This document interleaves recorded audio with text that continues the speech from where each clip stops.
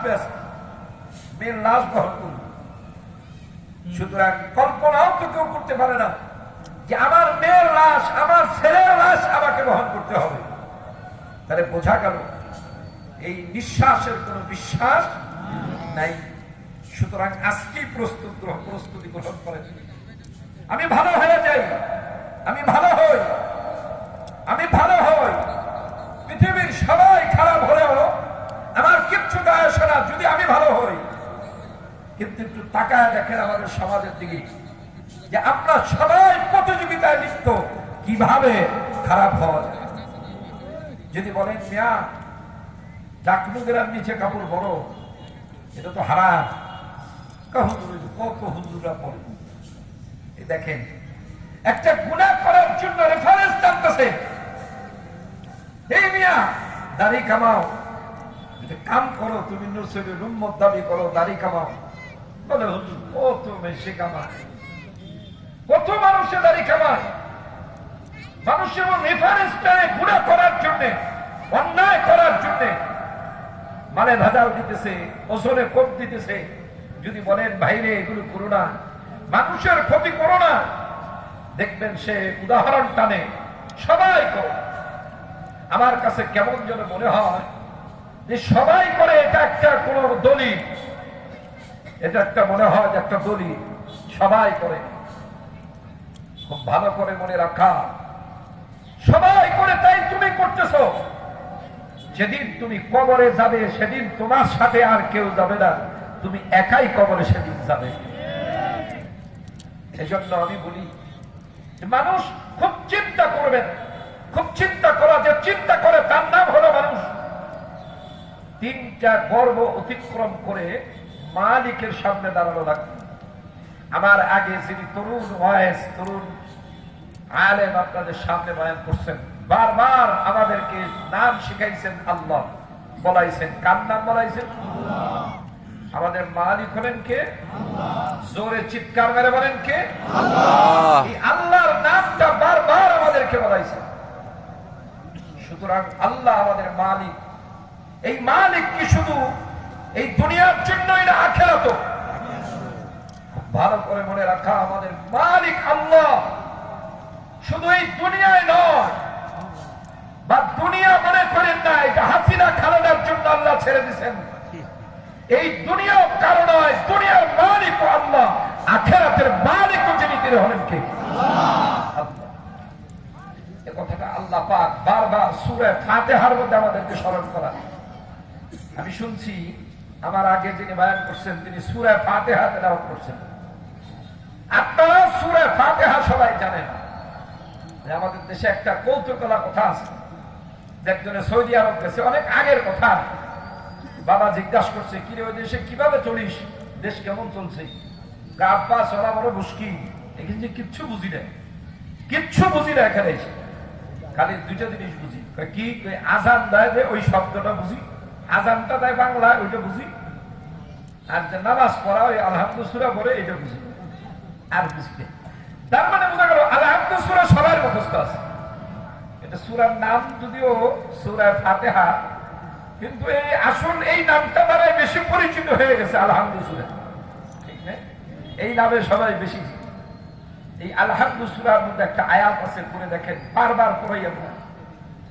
ফরজ নামাজ বলেন, ওয়াজিব নামাজ বলেন, সুন্নত নামাজ বলেন, মুস্তাহাব নামাজ বলেন, তাহাজ্জুদ বলেন, আওয়াবিন বলেন, চাষ বলেন, পৃথিবীতে যত নামাজ আছে সব নামাজের মধ্যে সূরা ফাতিহা পড়া ওয়াজিব। সূরা ফাতিহা পড়া কি? সবাই বলেন কি? ওয়াজিব। এই সূরা ফাতিহার মধ্যে একটা কথা আছে, মালিকি ইয়াউমিদ্দিন। অর্থ কি? কিয়ামতের দিনের মালিক যিনি তিনি কে? চিৎকার মেরে বলেন, কিয়ামতের দিনের মালিক কে? ইয়াউমা লা তামলিকু নাফসুন লিনাফসিন শাইআ ওয়াল আমরু ইয়াউমাইযিন লিল্লাহ। খুব ভালো করে বলে রাখি, ইয়াউমা লা তামলিকু নাফসুন লিনাফসিন শাইআ বাল আমরু ইয়াউমাইযিন লিল্লাহ। আল্লাহ বলেন, শুনো, এমন দিন ওই কিয়ামতের দিন যেদিন আর কারো কোনো মাতবাড়ি চলবে না, কেউ তোমাকে সামান্য প্রকারও সাহায্য করতে পারবে না। ওই দিনের একমাত্র যিনি মালিক থাকবেন তিনি হলেন কে? ওই মালিকের দরবারে হাজিরা দেওয়া লাগবে। দুনিয়ায় তুমি ধনী হও আর গরিব হও, রাজা হও আর প্রজা হও, চেয়ারম্যান হও আর মেম্বার হও, উকিল হও আর ব্যারিস্টার হও, মন্ত্রী হও আর মিনিস্টার হও, ভালো করে মনে রেখো, মালিকের দরবারে যেতে হবে। আর মালিকের দরবারে সবাইকে জবাব দেওয়া লাগবে। সুতরাং ওই মালিকের দরবারে যাবার জন্য তিনটা গর্ব অতিক্রম করে যেতে হবে। প্রথম গর্ব হলো মায়ের পেটের গর্ব। মায়ের উদরে ছিলাম, আপনিও ছিলেন, আমি মৌলভীও ছিলাম, ঠিক না ঠিক? এই গর্বটা, এই গর্তটা অতিক্রম করে আসছে। ওই গর্বতেও কেউ ছিল না, ওই গর্বতে কেউ ছিল না।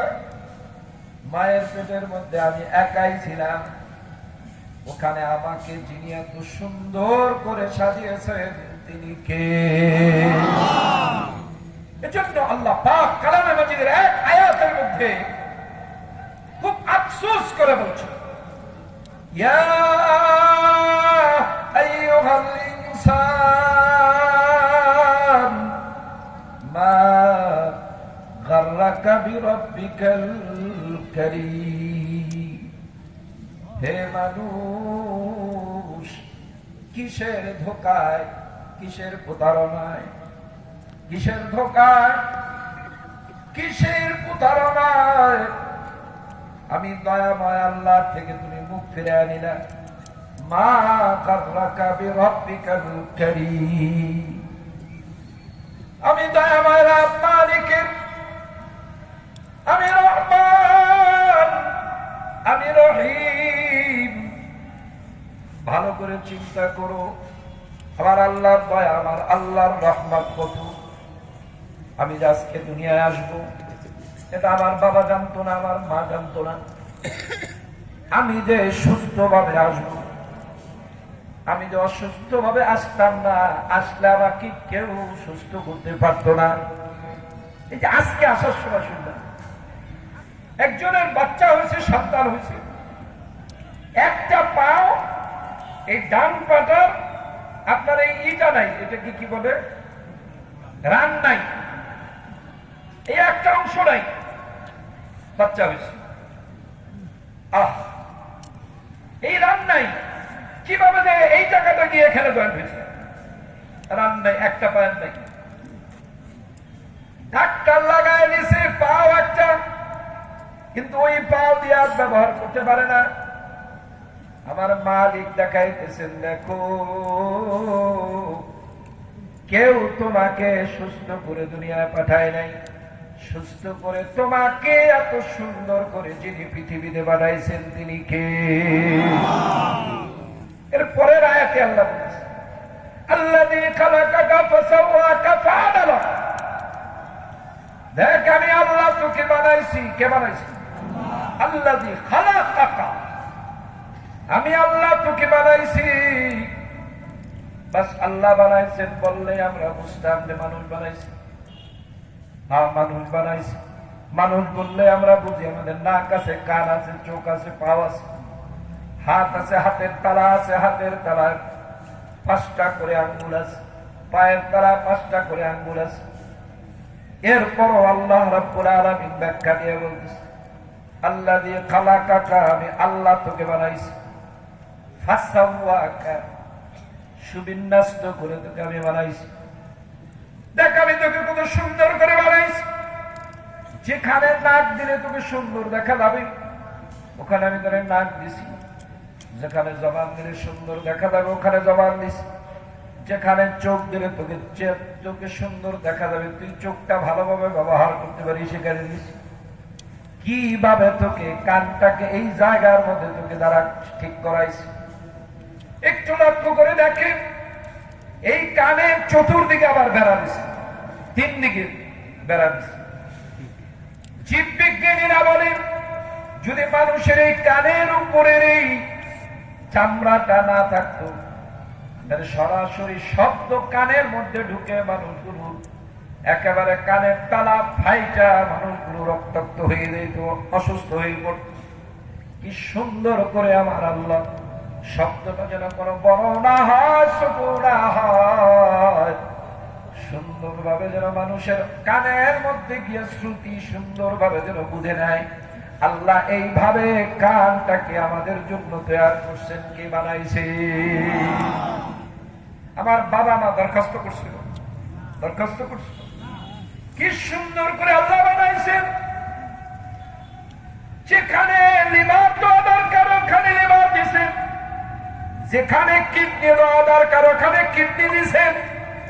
আল্লাহ বলেন আল্লাযী খালাকাকা ফাসাওয়াকা, কি সুন্দর করে আমি তোকে বানাইছি, দেখ কি সুন্দর সুবিন্যস্ত করে আমি তোকে ঠিক করছি। চোখ দিছি, লক্ষ্য করলে আশ্চর্য লাগে আল্লাহ যে কেমন কেমন কারিগর আল্লাহ। এই চোখের উপরে আপনার এটাকে কি বলে, ভুরু ভুরু পাপড়ি, আর পাপড়ির সাথে আবার এই যে চুল লাগানো পিসি বলে, এটাকে পিসি। এই পিসি আপনার চোখ দিয়ে আপনি কোনদিন দেখেন? কি আশ্চর্য! সবার আগে তো আমার চোখে এই পিসিটা দেখার কথা ছিল। জীব বিজ্ঞানীরা বলে এই পিসিটা যদি তোমার চোখের এই পাতার উপরে আমি আল্লাহ না দিত না হতো, এই যে রাডারের মতো কাজ করে এই পিসিটা, কোন কিছু চোখের দিকে আসতে থাকলে টাচ করে চোখটা যে বন্ধ হয়ে যায়, এটা এই পিসির কারণে বন্ধ হয়। এটা আমাকে এখানে যিনি দিচ্ছেন তিনি হলেন কে? চোখের উপরে আবার এই যে কপাল, ভুরু। কোনদিন এই চোখ দিয়ে ভুরু দেখলাম না। চোখের সামনে চোখ গদের মধ্যে নাক হলে উপরে, কোনদিন চোখ দিয়ে নাক দেখছেন? আমি তো দেখিনি, আপনারা দেখছেন? কি সুন্দর করে সেট করছেন মালিককে। আজকে ওই মালিকের নাম জবান দিয়ে বাইরে হয় না, জোরে চিৎকার মরিয়া বলেন মালিককে। দেখো আমি আল্লাহ কত সুন্দর করে বানাইছি। চোখের নিচে আবার দিচ্ছেন নাক, নাকের নিচে দিচ্ছেন জবান। কোন জিনিস কোন খাদ্য খেতে হলে সামনে আনলে প্রথম ডিউটি শুরু হয়ে যায় চোখের। চোখে দেখেই বলে এটার মধ্যে কাটা, এটার মধ্যে ময়লা, এটার মধ্যে ওই কি বলে যে মরা ধান, ঠিক না? চোখের ডিউটি শুরু হয়ে চোখে। জীব বিজ্ঞানীরা বলে চোখে যে খাদ্যটা পছন্দ না হয় ওটা সাধারণত পাকস্থলীতে গেলে হজম হয় না। চোখে যদি একবার ধরে যে হ্যাঁ এটা সুস্বাদু হবে, তাহলে দেখবেন ওইটা খাইতেও খুব স্বাদ লাগে, আর পেটের মধ্যে গেলে ওটা দ্রুত গতিতে হজম হয়ে যায়। আল্লাহু আকবার, শক্তি দিয়েছেন কে? সেকেন্ডের মধ্যে খাদ্য সামনে আসলে চোখের কাজ শুরু হয়ে যায়। চোখ পরীক্ষা নিরীক্ষা করে একটা আলট্রা শুরু করলেও 5-10 মিনিট সময় লাগে এটা রিপোর্ট দিতে, কিন্তু চোখের কোন সময় নেই, সেকেন্ডের মধ্যে রিপোর্ট দিয়ে দিতেছে এটা ভালো হবে কি খারাপ হবে। এরপরে খাবারটা মনে করেন রেজাল্ট দিয়ে দিচ্ছে খাবারটা ভালো, নাকের সামনে নিছে, নাকের সামনে নিয়ে নেওয়ার পরে সঙ্গে সঙ্গে নাকের কাজ শুরু হয়ে গেছে। নাকে বলে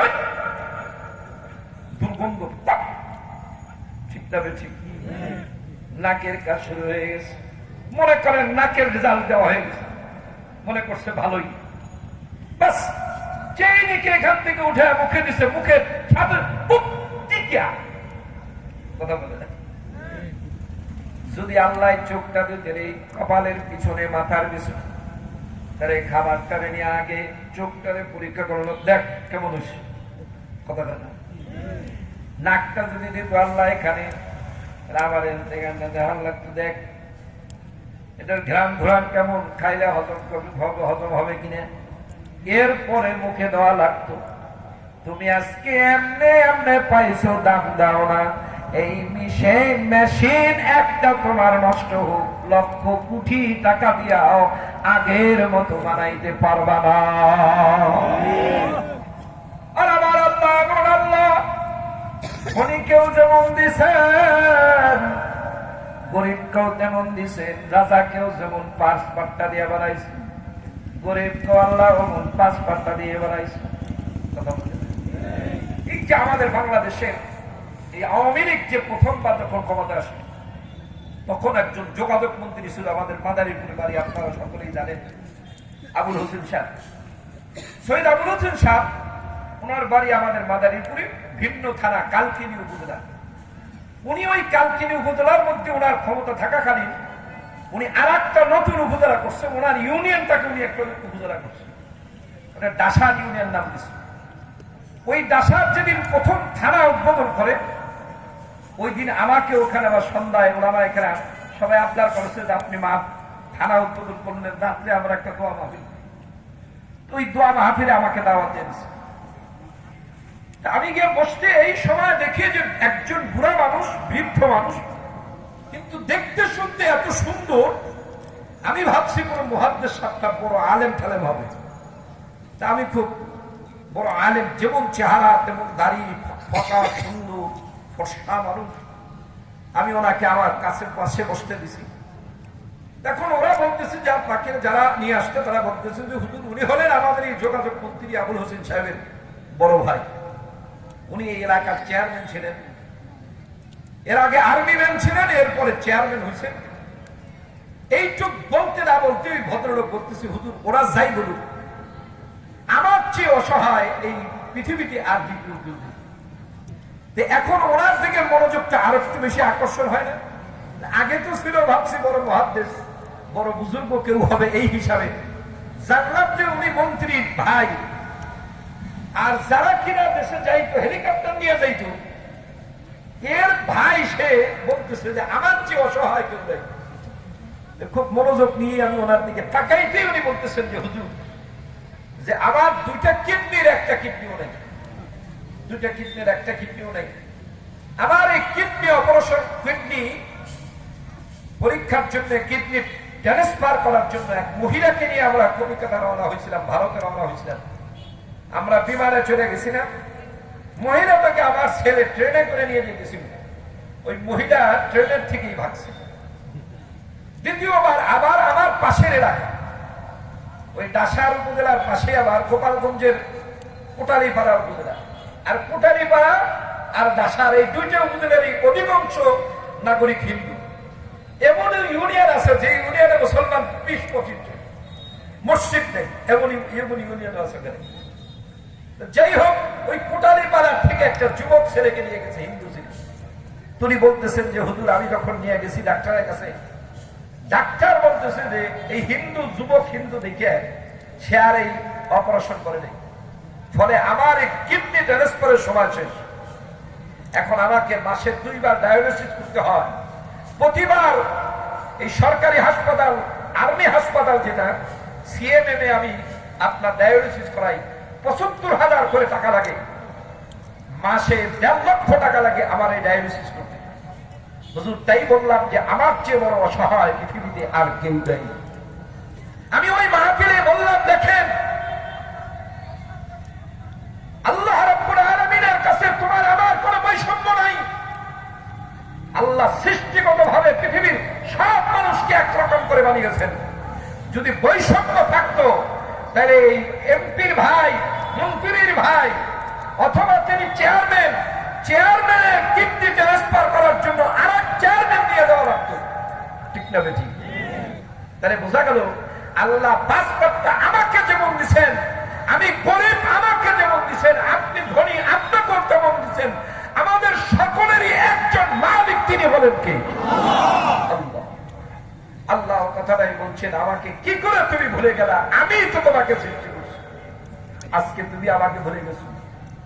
আল্লাযী খালাকাকা ফাসাওয়াকা, কি সুন্দরভাবে সুবিন্যস্ত করে আমি আল্লাহ তোমাকে সাজাইছি। যেখানে যে অঙ্গ যেভাবে দিলে তোমার জন্য কাজে লাগবে, ওখানে ওই অঙ্গ ওইভাবে দিছি। ফাআদালাক, এরপরে আমি তোমাকে আবরণ দিয়ে তোমার শরীরটাকে সুন্দর করে সেট করছি। দেখো শরীরের উপরে চামড়াটা দিছে, কত সুন্দর কারিশমা আমার আল্লাহ। কি আমার আল্লাহর সৃষ্টি, কি সুন্দর করে চামড়াটা দিল।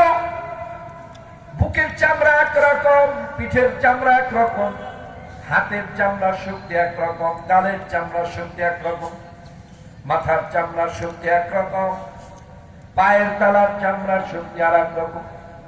ধরে নেন যদি আল্লাহ এই বুকের চামড়া দিয়া পায়ের তলার চামড়া বানাইতো, ও যুবক, ফুটবলে বাড়ি দেওয়ার আগে তোমার পায়ের চামড়া ছিঁড়ে যাইত। কথা বলে না?